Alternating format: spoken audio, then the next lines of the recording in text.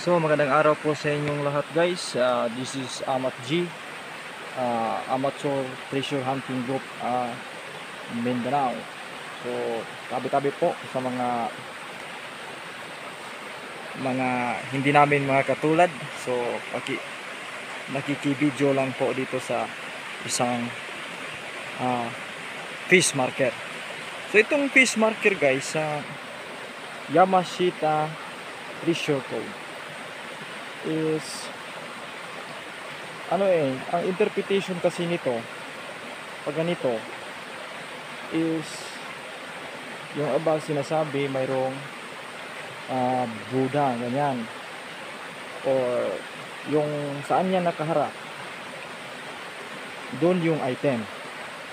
So sa ganyan na position, ganyan nakaharap yan dito sa nagkumpul-kumpulang bato dito. Pero mayroon ding tendency na yung paglikod nito is parang billiard. Tinatawag natin na banda pocket, sa Bisaya pa banda pocket, side pocket. Ibig sabihin na yung i-reflect mo yung tinitingnan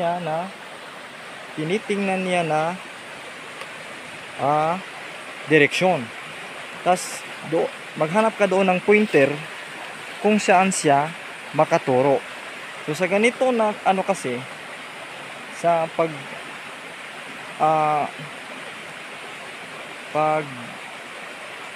mayroon paglikod ko nito is mayroon kasing dito sa nagkumpul-kumpulang bato, mayroong isang arrowhead dito.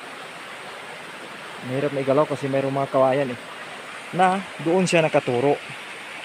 Diyan, nakabanda siya, nakabanda yung so tinitisdig ko diyan banda is maraming mga bato, tas mayroon akong nakuhang glass na biyak. Ibig sabihin ito ay ang item nito is lulubog talaga sa tubig because less than 2 meters, 1.5 meter tubig na itong elevation, itong ang kanon nito tubig na kasi nasa kilid ito ng ilog. Tas yung bato dito, yung banda nag-triangulation, mayroong 3 dots na triangulation dito. Ito, isa, dalawa, tatlo, yan nag-triangle po yan ito isa, yung isa doon yan yan, isa, tingnan nyo dito, at yung dito nag-triangle po yan ito, at saka yun, at saka yung may sa dahon triangle po yan, kaya po yan ang sukat. So ang distansya nito sa napakalaki na heart marker is doon sa i-check nyo sa video ko, sa mga other videos, is approximately malayo na to, hindi na ito i-cover iba na ito na siguro na sukat. So nung nag-tisdig ako dyan is nakuha ko is biyak na glass. So posible din ang item is nasa mga ilalim nitong nagkumpul-kumpulan na bato. So ang kasi kung sa tinatawag natin na ganito mga mukha, lalo na yung forma na is naka-D-shape pa yung isa, is probably ang nasa ilalim na to ng body of water o below the water level na ito ang ganitong mga, kasi nasa kilid na yan ilog ganyan. So ang pagdilikod kasi sa mga fish marker is yung tandaan mo is yung saan direction ang kanyang hinaharap. Tas tingnan mo ang kanyang ilong kung wala bang mga pointer, ganyan. So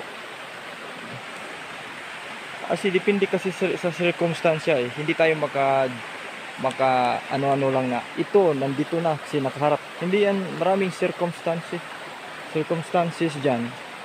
It's depending upon sa mga iba pang mga na mga bato dyan sa sa isang area. So ang naano ko lang dito is sa dito para nakabanda yung tinitingnan niya kasi mayroong arrowhead dyan, hindi lang natin maipakita kasi ano, para nagbanda siya yung arrowhead nakaturo dyan, kaya doon ko tinitisdig, kinukuha ko yung sukat base sa distansya ng base sa haba ng arrow, ganyan. So dyan siya nakaturo, dyan naka laba, dyan naka ano yung nakuha ko yung mga glass na ano. So dyan kasi sa itaas mayroong dalawang tunnel dyan na hindi natapos, no? Hindi ko alam kung bakit hindi tapos or tinabunan na ba yan. So yan lang muna sa ngayon guys, ha, sa fish marker na assign. So pakicheck na lang sa iba ko pang mga videos para makita ninyo yung iba pang mga treasure na mga marker na aming ina-upload. So maraming salamat po guys sa pagsuporta at pag-view sa aking channel. So yan lang muna sa ngayon. God bless and stay safe.